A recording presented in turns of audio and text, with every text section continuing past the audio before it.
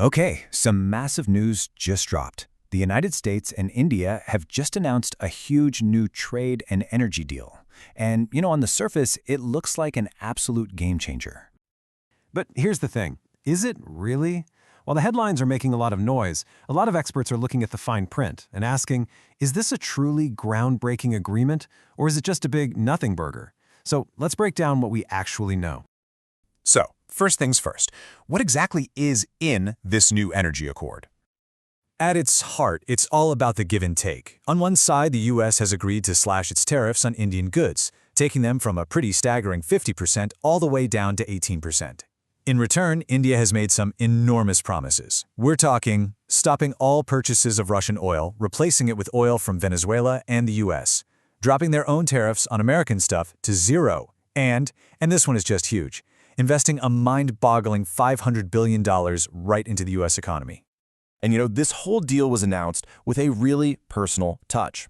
President Trump posted on social media that he spoke with, quote, one of my greatest friends, Prime Minister Modi. That's a pretty clear signal that this was worked out at the very, very top of both governments. But to really get why this is such a shocker, we kind of need to rewind a bit and look at the history of tariffs and oil politics between these two countries. I mean, look at this. It's pretty incredible just how much India relies on Russian oil. It makes up more than a third of the country's total imports. So to promise to just turn that tap off overnight, that is a monumental shift. So why were they so hooked on it? Well, this number right here says it all. $16. That was the per-barrel discount India was getting on Russian crude oil. For a massive, fast-growing economy like India's, that kind of savings is just unbelievably hard to walk away from.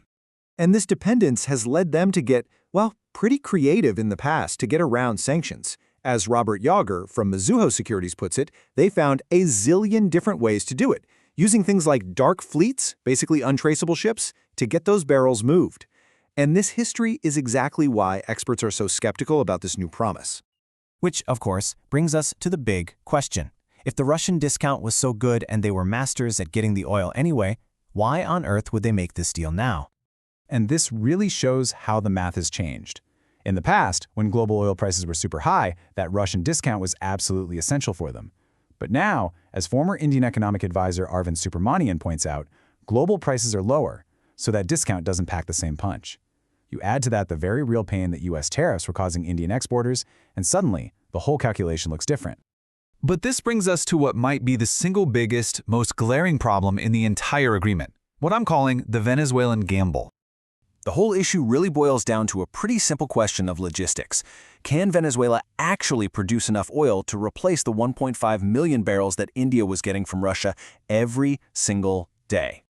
And this chart, wow, this really puts the problem into sharp perspective.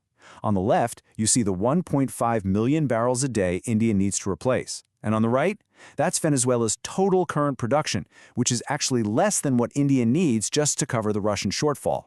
The math, it just doesn't add up. And this is not a problem that can be fixed overnight. Venezuela's oil infrastructure is just completely crumbling. Experts are saying it would take at least a decade of work and tens of billions of dollars in investment just to get their production back to where it once was. This logistical nightmare is exactly why economists like Scott Lincecum of the Cato Institute are so doubtful. He says the terms here are so vague that they could be anything from major to nothing burger. There just isn't a clear roadmap for how they're going to make these energy promises a reality. Okay, but let's just assume for a minute that against all odds the deal does move forward. What would the actual impact be on the ground? Well, the effects would ripple out across a whole bunch of groups. We're talking U.S. consumers, Indian exporters, of course the entire Russian economy, which would lose a massive customer, and American companies doing business in India. If you look at what we trade, you can see how this might play out for you. The U.S. imports things like electronics, medicine, and jewelry from India. With those tariffs coming down, American consumers could, potentially, see prices change on those items. And on the flip side, India buys a lot of oil, gas, and airplanes from the U.S., so those American industries could see a big boost.